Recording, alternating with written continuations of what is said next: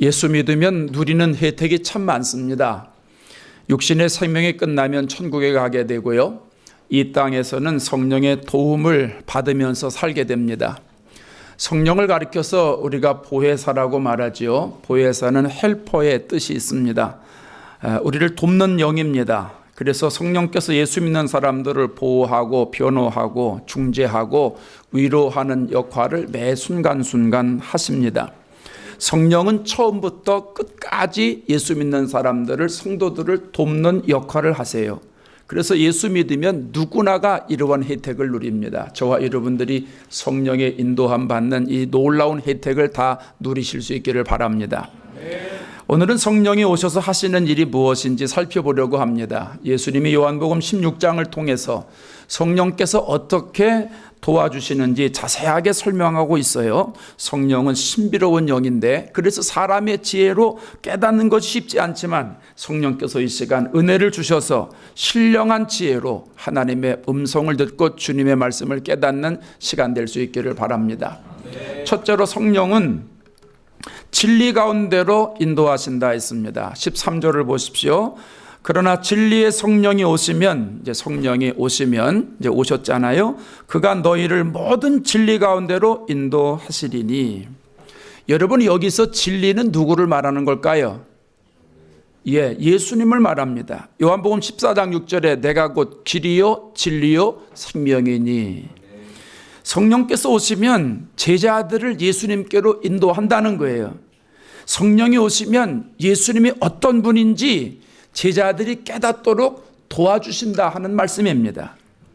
일반적인 시각으로는 이 부분이 잘 이해되지 않을 수가 있어요. 왜냐하면 제자들이 3년 동안 예수님을 따라다녔잖아요. 제자들이 예수님과 동고동락하면서 예수님이 가르치시고 전도하시고 질병을 치유하시고 귀신을 내쫓으시고 하는 것들을 자기들 눈앞에서 전부 다 생생하게 봤어요.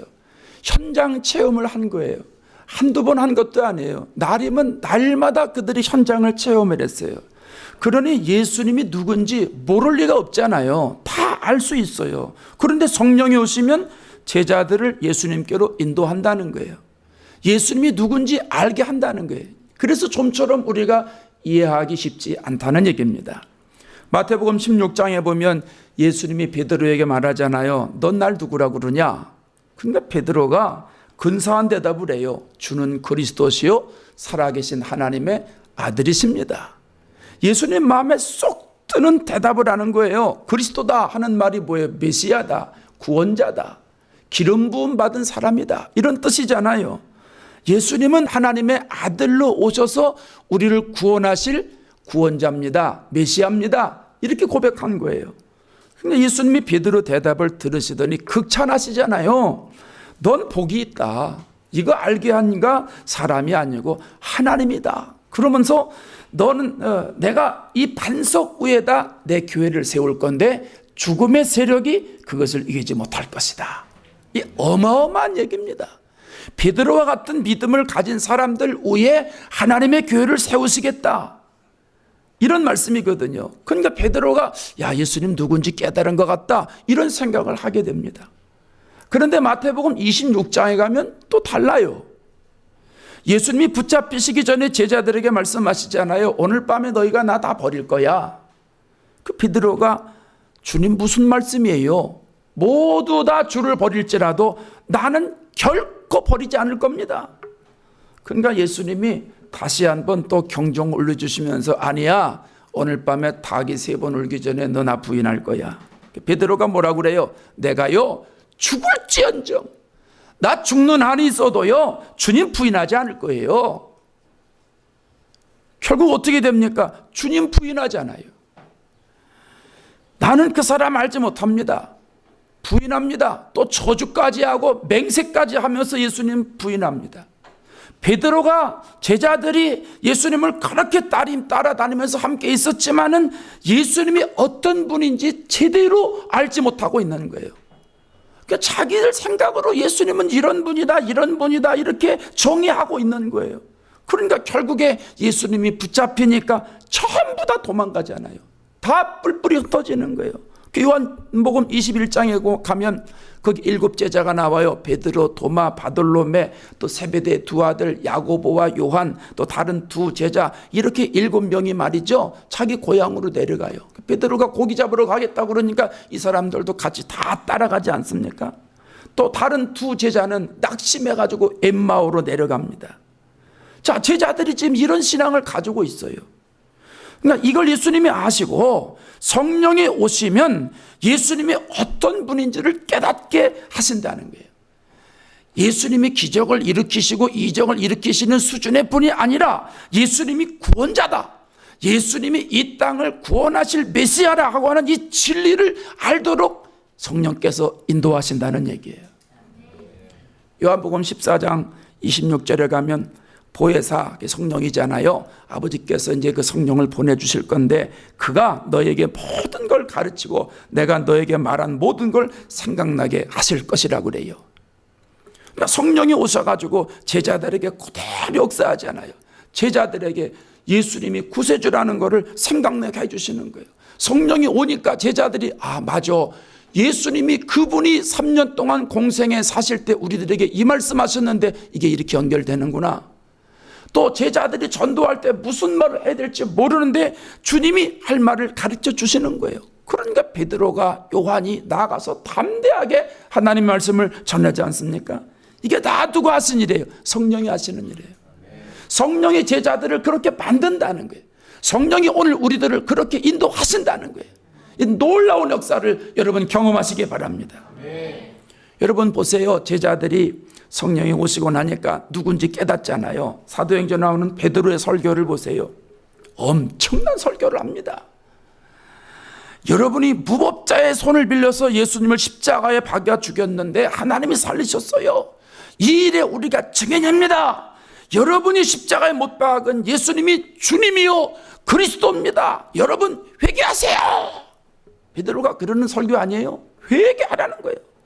예수님의 이름으로 세례받고 죄 용서 받으세요. 막 설교합니다.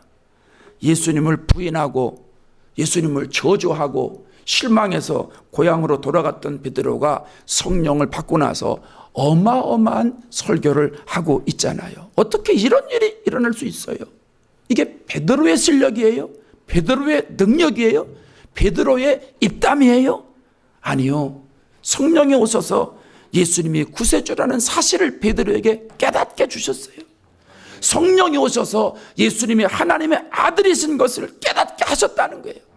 성령이 오셔서 근심하고 낙심해서 각자의 길로 향하던 제자들 가운데 오셔서 그들을 진리 가운데 인도하신 거예요.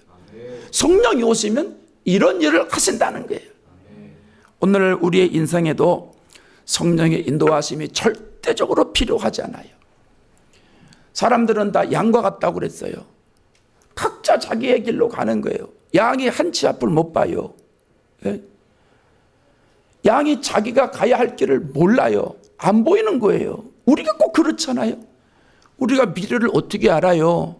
우리 예배 끝나면 이제 점심이 준비되어 있고 2부 예배가 4시에 돼 있고 또 월요일 날 여러분은 또 출근할 테고 뭐 다 되어 있지만 근데 그 혜택을 누리는 사람도 많지만 누리지 못하는 사람도 많습니다. 왜? 그 한 치 앞에 무슨 일이 일어날지 아무도 모르기 때문에. 아무도 몰라요. 그러니까 우리가 때로는 이렇게 살면 될 것 같다 이런 방법으로 살고 때로는 저런 방법으로 하면 좋겠다 하고선 거기에 그물을 내리고 살지 않습니까? 때로는 교회를 다니지만 예수를 믿는다고 그러지만은 세상의 가치관으로 살 때가 얼마나 많아요. 몸은 주님 앞에 와 있는 것 같은데 마음은 세상으로 나가 있는 것 같은 경우가 얼마나 많아요. 그러면서 내 속에서 고민하고 번민하고 때로는 낙심하고 좌절하고 야 이거 교회를 좀 방학을 해야 되나 말아야 되나 저 인간을 만나러 가야 되나 말아야 되나 막 이런 생각이 나도 모르게 들 때가 있지 않습니까? 그렇게 방황하고 세상으로 나아갈 때 성령께서 오셔서 우리를 진리로 인도하신다는 거예요. 성령께서 우리에게 찾아오셔서 우리가 예수님의 믿음으로 반듯하게 설 수 있도록 도와주신다는 거예요. 고린도전서 12장 3절에 가면 성령으로 아니하고는 누구든지 예수를 주라 할 수 없다고 그랬어요. 로마서 8장 15절에 가면 양자의 영을 받았으므로 그 성령입니다.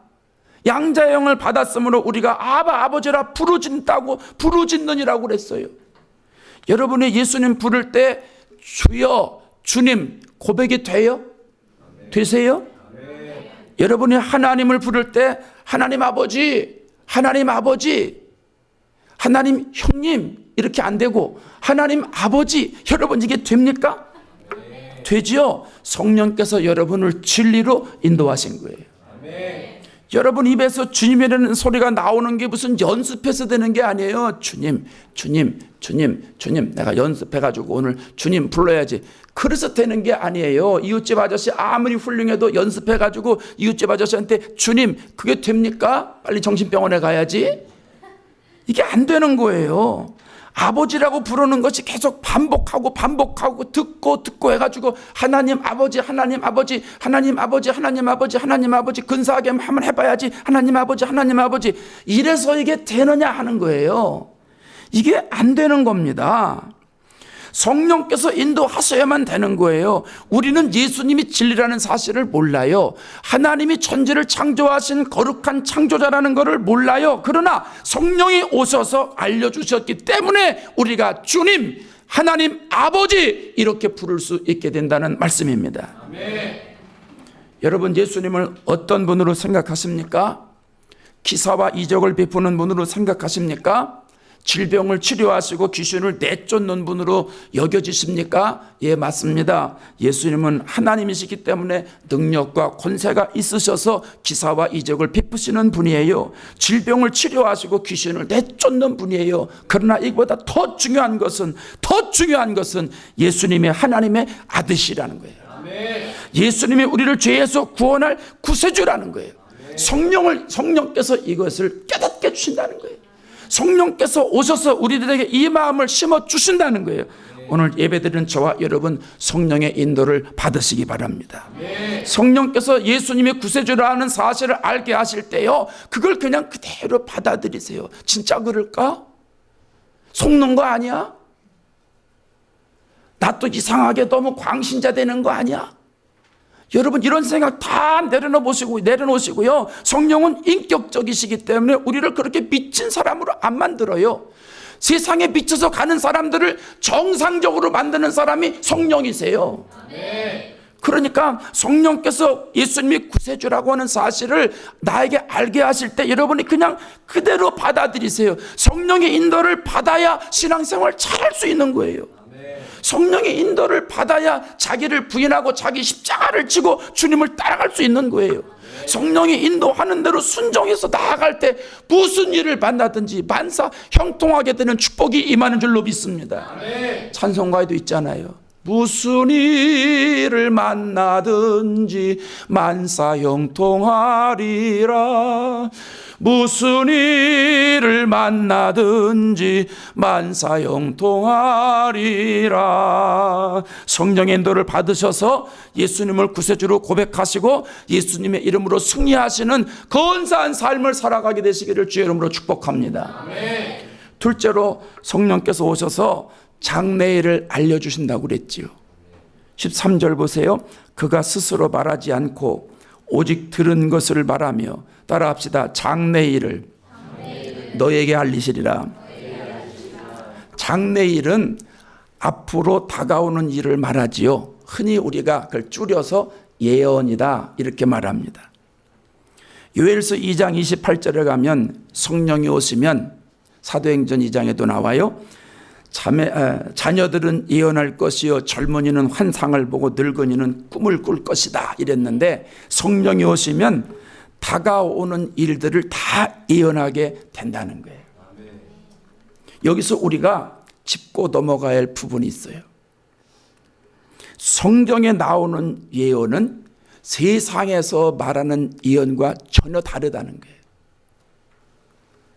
어느 동네 가면 일이 잘 풀릴 거야. 언제 사업 시작하면 돈 많이 벌 거야. 당신은 어떠한 사람하고 결혼하면 일찍 죽어. 이 무당이 점치는 예언이 있거든요. 이런 게 아니라는 거예요. 내가 봤어요. 우리 성도 중에 한 사람, 그 사람이 아니고 그분의 어머니가 그래요. 교인인데요. 완전히 무당 점치는 거를 그냥 얼마나 확신을 갖고 있는지 둘이 사귀고 있는데요.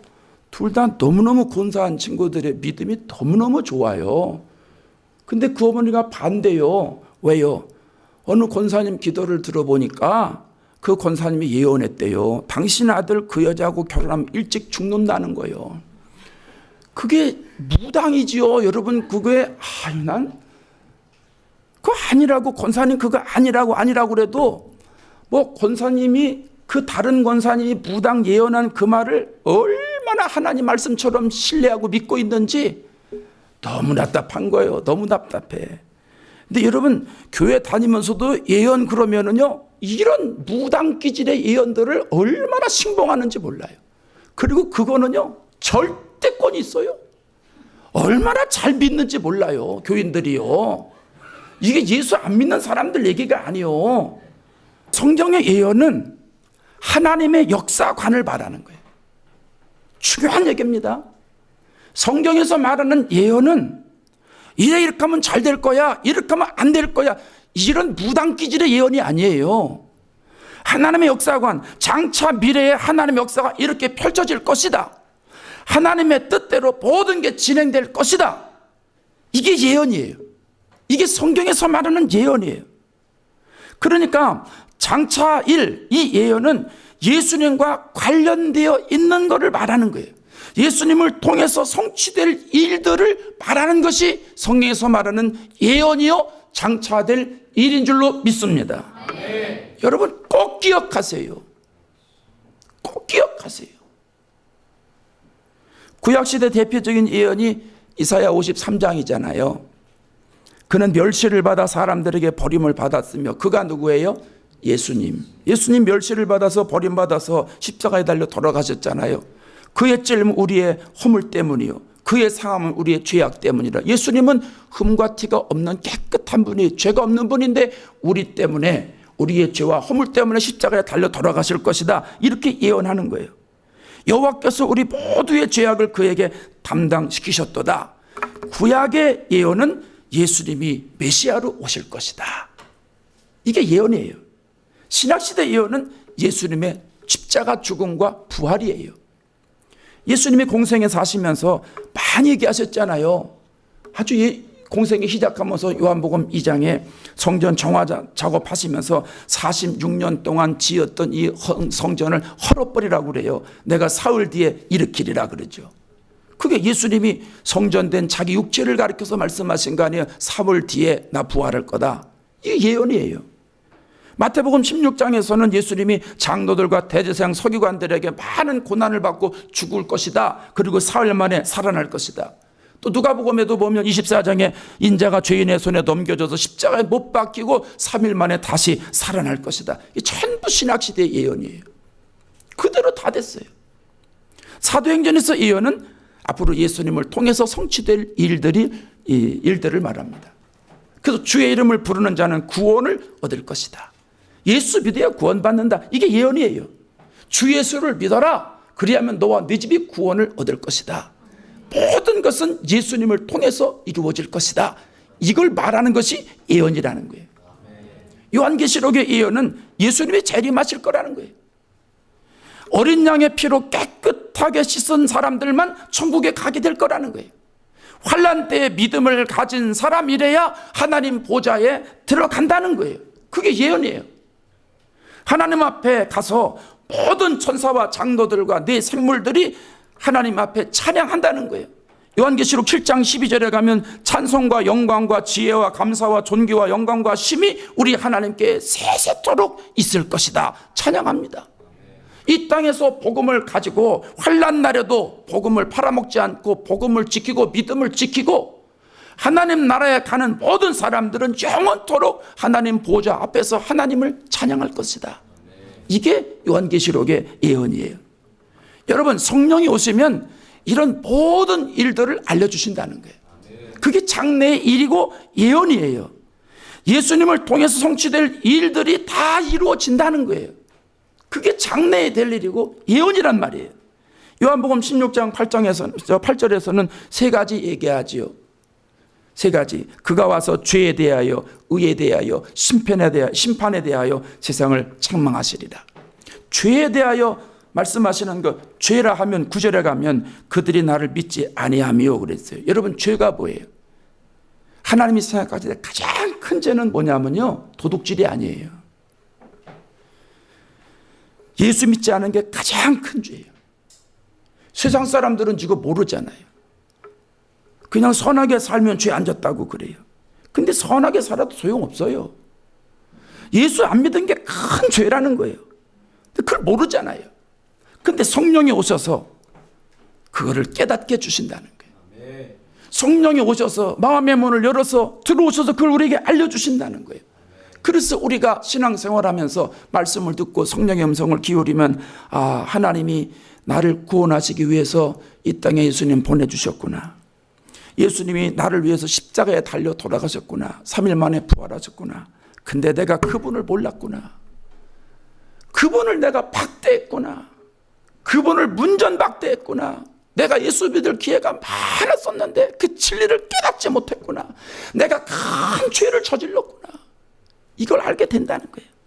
성령께서 오셔서 그걸 가르쳐 주신다는 거죠. 또 의에 대해서 말씀하신다고 그랬죠. 10절에 가면 의에 대하여 하면 내가 아버지께로 가니 너희가 다시 나를 보지 못하리라 그랬어요. 이 세상에 예수님이 오셨다가 하나님께로 돌아가신 것이 예수님의 의예요. 하나님이 그 일 하시려고 이 땅에 예수님 보내주셨고 다시 하나님께로 불러가신 거죠. 그걸 믿는 거, 그게 여러분 의라는 거예요. 여러분, 예수 믿는 사람들이 의라고 하는 거는요, 내가 무슨 옳은 일을 해서 도덕적으로 윤리적으로 굉장히 좋은 일을 해서 야, 저 사람 의롭다, 불의를 참지 못해, 정말 의로운 사람이야, 이런 게 의가 아니라 하나님이 이 땅에 예수님을 보내주시고 예수님이 십자가 달려 돌아가시고 부활하신 다음에 다시 승천하셔서 하나님께로 올라가시고 하나님 보좌 우편에서 오늘도 우리를 위해서 간구하고 계신다는 사실을 믿는 게 하나님의 의입니다. 하나님은요, 많은 사람들이 선하게 살고 이런 것들은요, 전부 휴지통에 들어갈 휴지 조각으로밖에 생각 안 하세요. 이 의로운 사실을 우리가 믿음으로 받아들일 때 주님이 의롭다 인정하시는 거예요. 그러니까 우리가 의로워지는 비결은 하나님이 원하시고 하나님이 계획하신 걸 그대로 받아들이고 믿을 때 하나님이 우리에게 의의 옷을 입혀주시는 줄로 믿습니다. 이게 다 성령이 하시는 거예요. 또 세 번째는 성령의 심판에 대해서 가책을 받게 하신다고 그랬죠. 요한복음 16장 11절에 가면 심판에 되어야 함은 이 세상 임금이 심판을 받았습니다. 예수님이 이 땅에 오심으로 세상은 벌써 심판을 받은 겁니다. 우리 육안의 눈은 안 보여요. 근데 영적으로는요, 이미 심판받은 거예요. 왜냐하면 예수님이 오셔서 회개하라, 천국에 가까웠느니라 선포하셨어요. 회개 복음을 던져 놓으셨어요. 여러분, 법이 공포가 되면 그 다음부터 그 사람이 법을 알든 모르든 그 법을 안 지켰으면 범죄자입니다. 그렇죠? 그래요, 안 그래요? 아, 대답해 봐요. 법률가 아니더라도 그건 맞잖아요. 캘리포니아 상원 하원 의원들이 법을 만들었어요. 자전거 전용도로가 필요하다 만들었어요. 그 자전거 전용도로를 가까이 60cm입니까? 60cm 맞죠? 30cm입니까? 60cm로 기억하는데 60cm 이상 떨어져야 된다. 60cm 안으로 들어오면 티켓이다. 법을 만들었어요. 근데 내가 운전하고 가다 보니까 어이구 이게 뭐야? 길이 새로 생겼네? 가다 보니까 뒤에서 폴리스가 맹 해가지고 쓰라는 거예요. 무슨 일입니까? 당신 여기 자전거 지나가는데 60cm 안으로 안 나갔어. 배 두드려서 이 사람 위협을 느껴서 당신 티켓이야. 나 처음 들은 얘기인데요. 무슨 얘기입니까 이게? 이게 법으로 정해져 있어요. 꼼짝 못합니다. 그 사람 축하할 일입니다. 축 티켓입니다. 예? 티켓 받는 거예요. 예수님이 오셔서 회개하라. 천국에 가까웠느니라. 선포하시면 그것이 룰이에요. 하나님의 법이에요. 알든 모르든 그 법에서 1차적 심판을 받는 거예요. 그래서 모르고 심판받지 않게 하기 위해서 주님이 땅끝 끝까지 이르러 내 증인되라. 땅 끝까지 이르러 회개하라. 천국이 가까웠다. 선포하라는 거예요. 그러니까 여러분, 예수님이 오셔서 이미 심판하셨기 때문에 사람들은 단지 집행유예를 받고 있을 뿐이지 하나님의 심판은 이미 시작이 됐다는 거예요. 그래서 성령이 오시면 사람들이 가책을 느낀다는 거예요. 책망을 받게 된다는 거예요. 여러분, 사도행전 2장에 보세요. 제자들이 예수님 믿으세요, 예수님 믿어야 구원받아요 외치니까 많은 사람들의 반응이 어떻게 나옵니까? 형제들아, 우리가 어찌할꼬. 그 사람들이 예수님이 구세주라는 걸 몰랐어요. 십자가에 못 박아 죽였어요. 그런데 성령께서 오심으로 제자들에게 예수님이 주님이라는 사실을 알게 하셨고 제자들이 나아가서 많은 사람들에게 선포하잖아요. 그러니까 많은 사람들이 깨닫게 되는 거예요. 심판에 대해서 가책을 받게 되는 거예요. 어이쿠, 내가 구세주를 죽였구나. 나는 지옥 가겠구나. 베드로의 설교를 들어보니까 그럼 우리는 어떻게 하면 되겠느냐? 우리는 어떻게 하면 되겠느냐? 양심의 가책이 일어나가지고 책망을 받아가지고 사람들이 돌아오지 않습니까? 성령이 오시면 이러한 일들이 일어난다는 겁니다. 여러분, 성령께서 장래일을 우리에게 알게 하신다는 것 축복이에요. 여러분은 감사하셔야 돼요. 저나 여러분은. 왜냐하면 벌써 성령의 인도함을 받아서 장래일을 우리가 벌써 알고 있잖아요. 성령께서 알게 주셔서 장래일을 알고 있어서 벌써 이 자리에 나왔잖아요. 예? 할렐루야. 예, 이게 얼마나 축복이에요. 앞으로도 예수님을 통해서 성취될 많은 일들을 성령께서 알게 해주실 때, 장래일을 알게 해주실 때, 여러분에게 예언을 하게 하실 때 성령의 의지에서 나아갈 수 있기를 바랍니다. 예수님 재림하세요. 예수님이 아주 마지막 판에 심판하세요. 그때를 기억하고 여러분 신앙을 잘 지키세요. 성령의 인도함받아 잘 지켜서 예수 잘 믿는 축복을 누리실 수 있기를 바랍니다. 세 번째로 성령이 오셔서 하시는 일은 예수님의 영광을 나타내신다고 그랬어요. 14절을 보세요. 그가 내 영광을 나타내리니. 그가 누구예요? 성령. 성령이 예수님의 영광을 나타낸다는 거죠. 내 것을 가지고 너에게 알리시겠습니다. 예수님의 영광이 뭡니까? 예수님의 영광. 예수님이 이 땅에 왜 오셨는가? 예수님이 이 땅에 오셔서 많은 사람들의 죄를 위해서 십자가에 달려 돌아가셨고 부활하셨고 하나님 보좌 우편에 앉아 계시고 다시 재림할 것이다.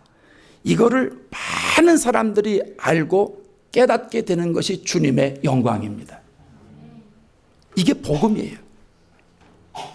여러분, 예수님이 이 땅에 오신 것을 많은 사람들이 알게 될 때 그 자체로 예수님이 영광 받으시는 거예요.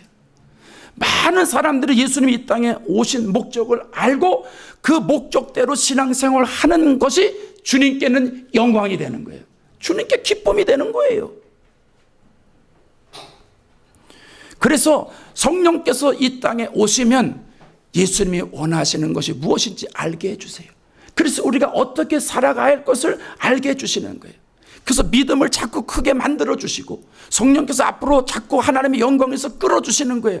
우리가 그렇게 살아가면서 하나님께 영광을 돌린다는 거예요. 갈라디아서 5장 5절에 우리가 성령으로 믿음을 따라 의와 소망을 기다렸다 그랬어요.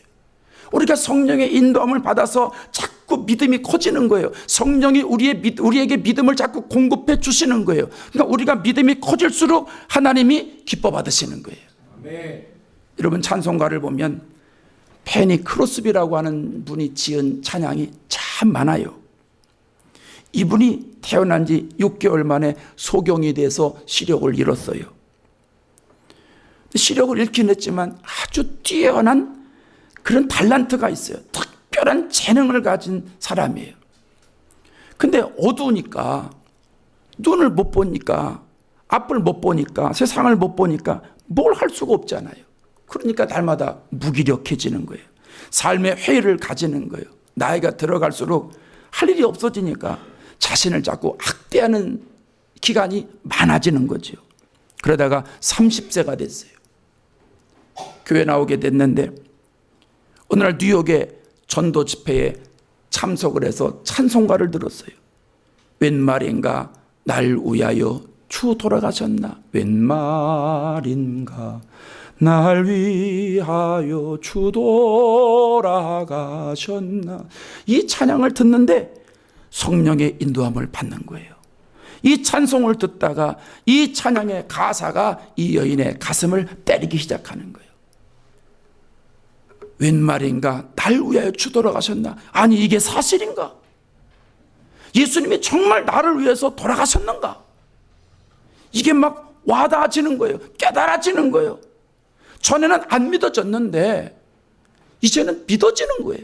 전에는 교회를 그냥 다니면서 찬송가를 불러야 되니까 그냥 찬송가를 불렀는데 그날은 성령의 인도함을 받아들이니까 내 속에서 믿음의 눈이 활짝 열리는 거예요. 영적인 눈이 열려가지고 이분이 정말 나를 위해서 십자가에 달려 돌아가셨는가? 이게 막 느껴지는 거예요. 그러더니 안에서 영적인 감동이 흐르면서 눈물이 흐르기 시작하는 거예요. 과거의 어둠 속에서 예수님 모르고 지냈던 시절을 생각하니까 그렇게 눈물이 나올 수가 없는 거예요.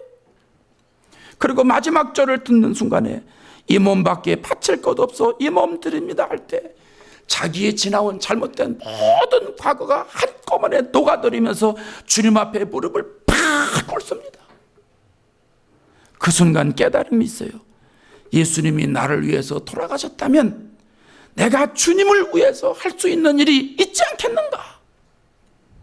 가만히 생각해 보니까 하나님이 나에게 주신 은사 중에 시를 쓰는 재능을 주셨어요. 그때부터 시를 쓰기 시작을 했어요. 주님이 나를 위해서 생명을 주셨으니 나도 주님께 영광 돌리는 삶을 살아야 되겠다 생각하니까 성령께서 지혜를 주셔서 시상이 자꾸 떠오르는 거예요. 그들로부터 찬송을 작사하기 시작합니다. 그가 처음에 작사했던 것이 531장입니다. 자비한 주께서 부르시네. 자비한 주께서 부르시네.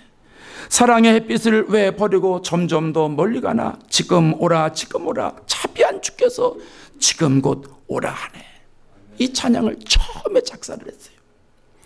그리고 95세까지 살면서 무려 8,000여 곡의 찬송가를 짓습니다. 우리가 사용하고 있는 곡 중에 많이 있어요. 어린이들이 좋아하는 거 예수께로 가면, 이 찬양도 이분이 진 거예요.